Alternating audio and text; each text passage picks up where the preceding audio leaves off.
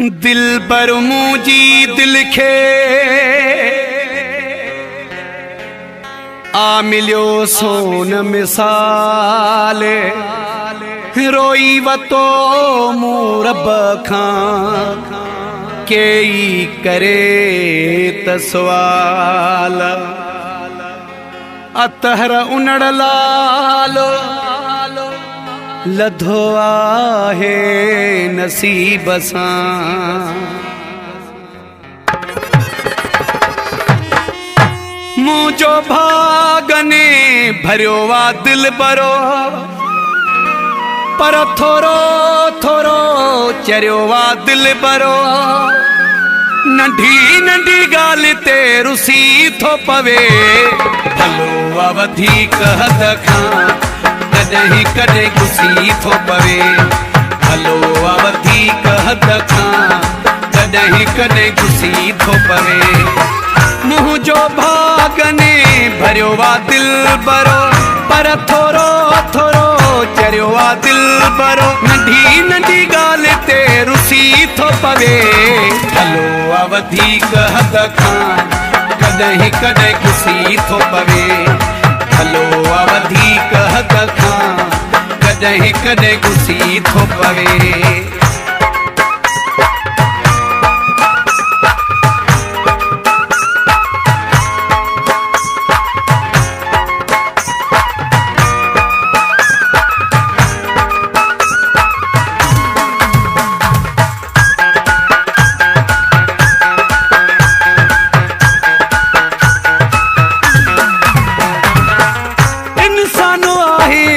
फरिश्तो ना है इंसान आहे फरिश्तो ना है गलती सब खां थींदी आहे ॻाल्हियुनि में कंहिंजे हू अची थो पवे भलो वा वधीक हद खां कॾहिं कॾहिं गुसी थो पवे भलो वा वधीक हद खां कॾहिं कॾहिं गुसी थो पवे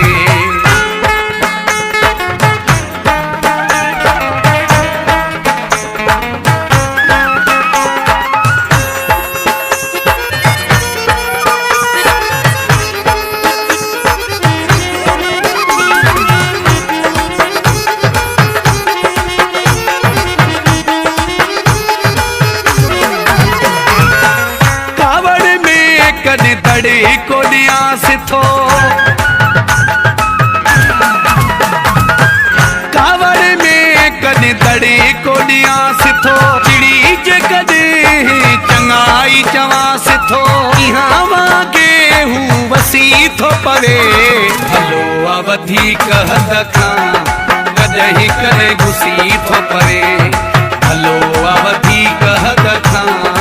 कदहीं कदे गुसी थो पवे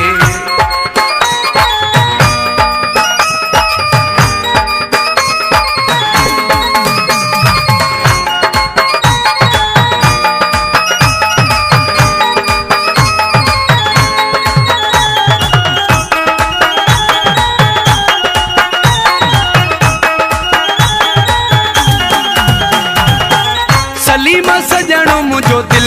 जो साफा सलीमा सजणो मुझो दिल जो साफा हर गलती मुझी हुन खे माफ़ा कॾहिं त चांजो बस खुशी थो पवे भलो वा वधीक हद खां कॾहिं कॾहिं गुसी थो पवे भलो वा वधीक हद खां कॾहिं कॾहिं गुसी थो पवे मुझो भागने भरियो वा दिल बरो पर थोरो थोरो चरियो वा दिल पर नंढी नंढी गाल ते रुसी थो पवे भलो वा वधीक हद खां कॾहिं कॾहिं गुसी थो पवे भलो वा वधीक हद खां कॾहिं कॾहिं गुसी थो पवे।